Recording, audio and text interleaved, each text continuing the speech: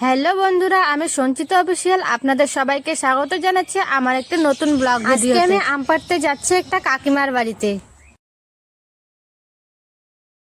দেখো বোনটি কি বলে। তোমার আম পাড়ে দিবেন না? কে দিবেন না? দাও তো, আমরা আম মাখা করে খাই আজকে।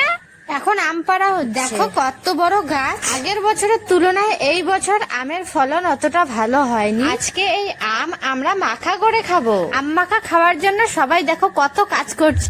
আমাদের আম পাড়া কমপ্লিট। দেখো কতগুলো আম পেরেছি আমরা। আম নিয়ে সবাই পুকুর পাড়ে চলে এসেছি। এইখানে আমরা আম মাখা করে খাবো। এই পুকুরে এখন জল নেই, তবে বর্ষাকাল আসলে জলে ভরাট হয়ে যাবে এই পুকুরটি। দেখো একটা কলা পাতাও কেটে নেওয়া হয়েছে, এখন সেই পাতাটা ধোয়া হচ্ছে। আমিও এখন আম কাটতে বসে পড়লাম। প্রথমে আমের খোসাটা ভালো করে ছাড়িয়ে নিচ্ছি আমি। সবগুলো আমের খোসা এরকম করে ছাড়িয়ে নিলাম। এই বছরে আমরা প্রথম আম খাচ্ছি। আমার আম কাটা দেখে সবারই প্রায় জিভে জল এসে গেছে, সেজন্য আমাকে সবাই বলছে তাড়াতাড়ি আম কাটো। দুষ্টামি করতে করতে আমাদের প্রায় আম কাটা হয়েই গেল। ছোট বাচ্চাদের সঙ্গে সময় কাটালে মনটা অনেক ভালো হয়ে যায়। আম কাটা হয়ে গেল, এখন লঙ্কা কুচি কুচি করে কেটে দিব।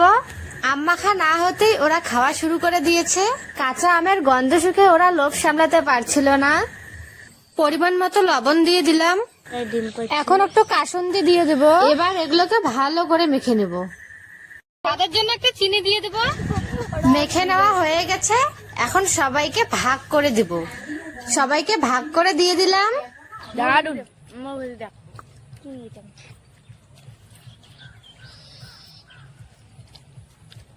আমি খাই। দারুন দারুন।